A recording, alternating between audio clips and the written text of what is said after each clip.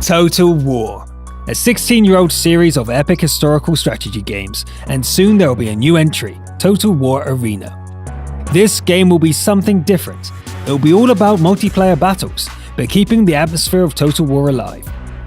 In this episode, the game designers themselves will talk about why they have chosen 10v10 battles, how the battles will play out, and talk about their plans for the future.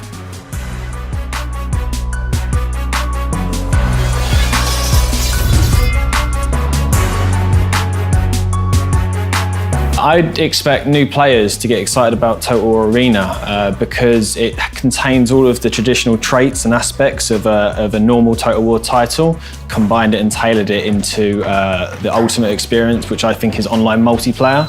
Difference in Total War Arena, if you haven't played it in the alpha, would be the diversity of unit types that we're offering. So when you pick up a spear unit, it actually plays totally differently. You have to put down a different game style almost to play with it in comparison to how you might play swords or cavalry or something like that. Difference between the classes between factions emphasized, so that mechanically feels a lot different. Not only are we tweaking and pulling on their statistics, but we're actually changing the way that the unit moves and functions. We wanted Total War Arena to have elements of not only strategy and teamwork, but also we wanted individuals to be able to display their skill levels.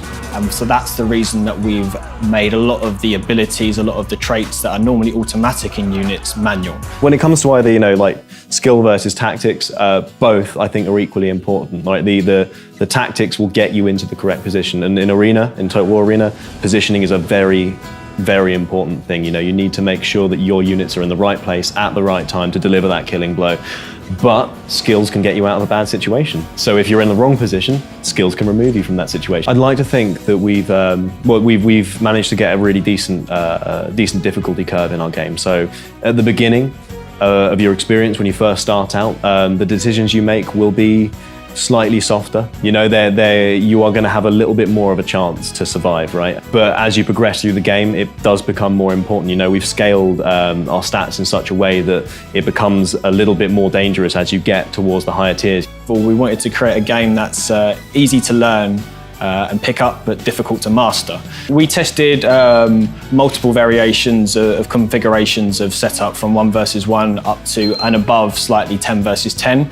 And we found that those configurations meant we had to change the unit compositions that players had to control. So what we've done is we've given the players free units to allow the ease of access to the game. But because it's 10 versus 10, you're still drawing that epicness, you're still drawing that mass warfare and what traditionally is Total War. We'd like to look at introducing new game modes to the game at some point. Right now, we really want to focus on just doing one right and getting the single gameplay to that point where it has so much replayability, so much depth, and really is very easy and accessible to understand. I think one of our biggest obstacles was the fact that we created this fantastic game, but it didn't have the life, it didn't have enough longevity to it. But now we've had a chance to really work on that core foundation, make sure that we can build it up. You never build a house on sand, right? It has to be absolutely solid. And with this reworking, we've completely redeveloped the unit trees from start to finish. We looked at all of the areas where players were dropping out of the game. We analysed that. We looked at it and we thought, right, we can improve on this. We can make this much better.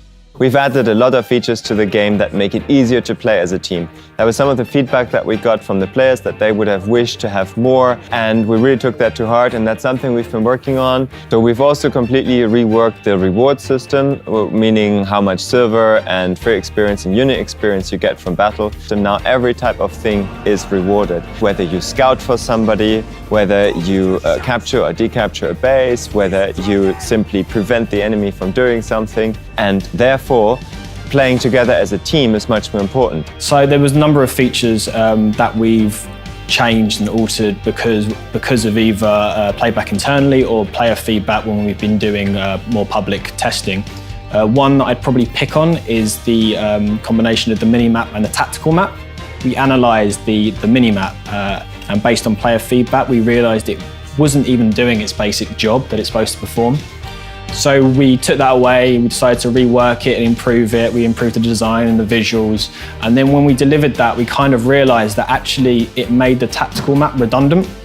it wasn't needed anymore. So we've now removed the tactical map from the game, but in favour of a mini-map that's much clearer. It's doing its job, and it looks a lot visually nicer. There's lots of new content coming into the game, including commanders, units, and maps. We're working on quite a few maps at the moment.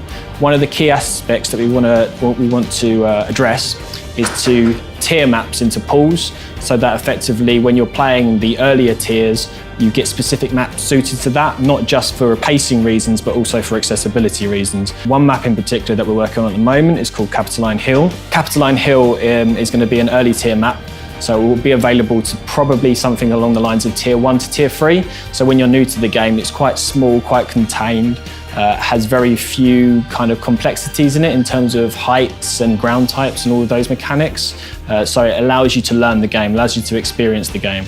So we've built up this really strong foundation now, and it's time to just start making more stuff and filling the game full of content, right? There's so much that we're going to do and that we can do. So obviously there are going to be new commanders on the scene, there are going to be new unit types arriving.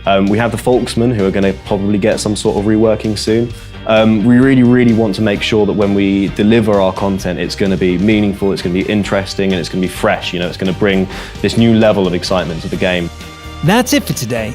Stay tuned for more insights into the development of Total War Arena.